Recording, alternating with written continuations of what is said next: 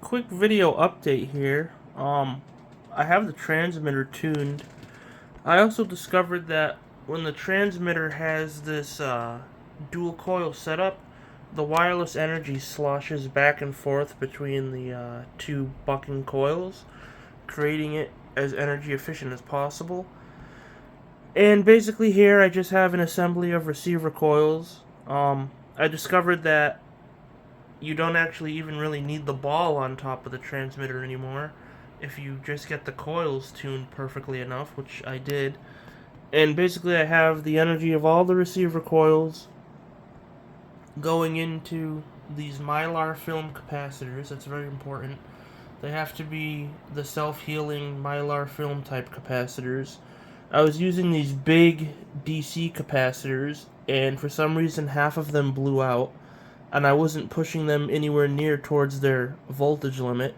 But what I discovered is, even though you're not pushing them anywhere near towards their voltage limit, I was using them in a timed cap dump circuit. Those types of big DC electrolytic capacitors can't handle rapid charging and discharging cycles that the system is doing to recharge batteries that then run an inverter to recharge the system and run anything you want. So that was a discovery that occurred. Right now the system is consuming 16 watts, or under 20. It became more efficient without the ball antenna. Basically I have the combined output of all the receiver coils going into this little bank of self-healing mylar film capacitors. And this is the amount of power we can dump to recharge this battery with. So here's the amount of power. Like, look how quick those capacitors bounce back. And here it is shorted. That's a lot of power there. I can just keep doing that. The capacitors recharge so quick. And that's the amount of power being dumped into the battery. And while I'm doing that, our power consumption doesn't change. And something's smoking over here. And it's important to note, when I do this, I can feel a small shock wave coming off of the terminal. And if I zoom in on this, and if I were to play this in slow motion, this is also a pure white electric spark off the capacitors. I've never seen an electric spark be pure white before. There we go. You get it just right, it'll be like an intense, just straight spark. But anyway, I shouldn't be doing this. This is just my dirty test battery.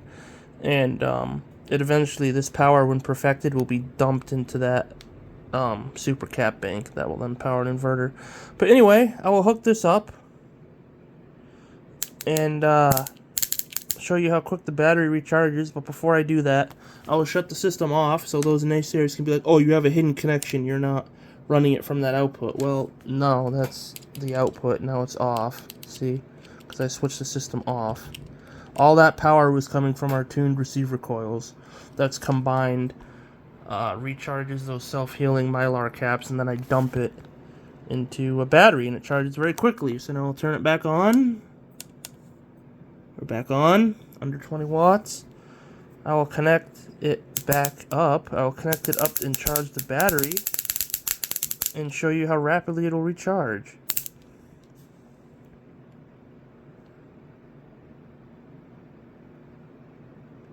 And it's recharging rapidly because we're at a high frequency of 3.6 megahertz. Those self-healing mylar caps combined with the high frequency allows for very fast dumping that can recharge batteries extremely quick. And supercaps. Because of the high frequency we're at. And I figured I'd just demonstrate this effect.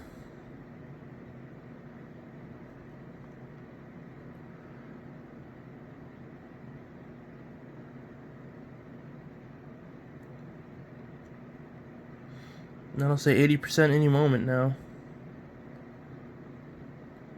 Yeah, so 80%. Now, the only thing I have to do is buy some more really high-end mylar film self-healing capacitors of a large capacity. and pulse discharge them into whatever you want to recharge. You pulse discharge those caps into your battery or your supercap bank that then runs an inverter, and you're off running. You're good to go. I did make this other bank too.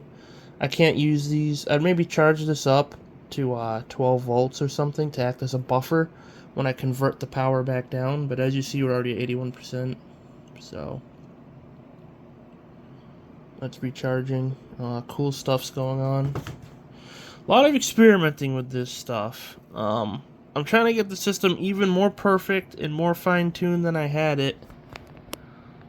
So then when I get bored and I have this system running for a while, I'll then connect an inverter from this to this battery and then recharge the input. And as you know, we're not even drawing that much power. It's 21 watts. Went up a little bit because we're rapidly dumping into this battery to recharge it. And I noticed like the 80 percentile rate of recharge on this battery is seems to be the slowest scale when you get to the 80s. But then once you get past the 80s, it seems to rapidly recharge again. And we're going up still. Let's see, 82 any moment now. And to end this video, I'll show you the raw radiant energy output of the cap dump circuit on a incandescent light bulb. So we get the idea. The high frequency rapidly recharges that. Next, I will connect my output to a light bulb. And again, that's just the power of it. That's what we're dumping into the battery.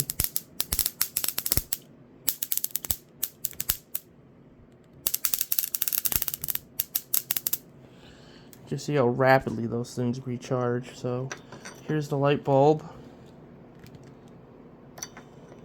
And that's how much radiant energy now is collected in the bulb. And that will get hot. So that's raw radiant energy output in the bulb from the cap dump. The large aluminum plate that's insulated on the bottom too helped out as well. I should have explained that too. The large aluminum plate also has a full bridge rectifier coming off it, composed of I believe they're SS560 diodes, and DC output is combined with all the DC output of these receiver coils and that mylar film cap bank that can then actually drive substantial incandescent loads once you get it tuned properly. And that's giving off a lot of heat. This is all collected wireless power. So figured I'd share that. And if I get it perfectly impedance matched, our power draw will go below 20 watts. We're at 23 now, 24. I'll even hook this bulb up, this big one.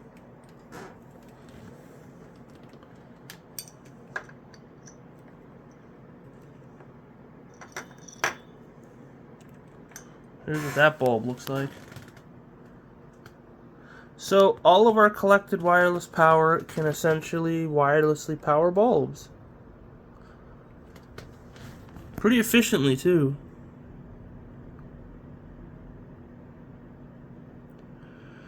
And if you even get the correct bulb, the load won't place a strain on the input whatsoever.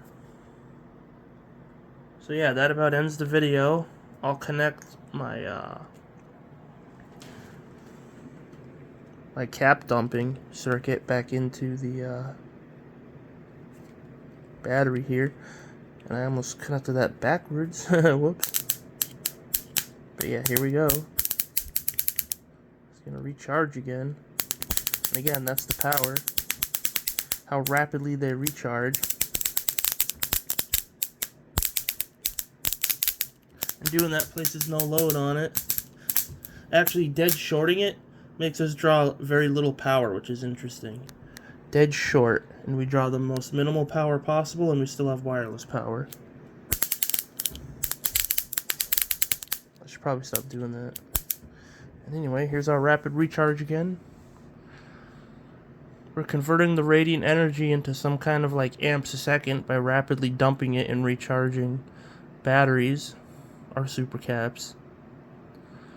And I imagine as technology keeps progressing and advancing, we'll get even more quicker charge accepting materials, maybe filled with carbon, that can accept the high frequency so quickly to supercharge itself. So that's that. That explains it. I could then run an inverter here and power whatever I wanted for a short time. So keep that in mind, and thank you, everybody, again. The work is very interesting, and stay tuned.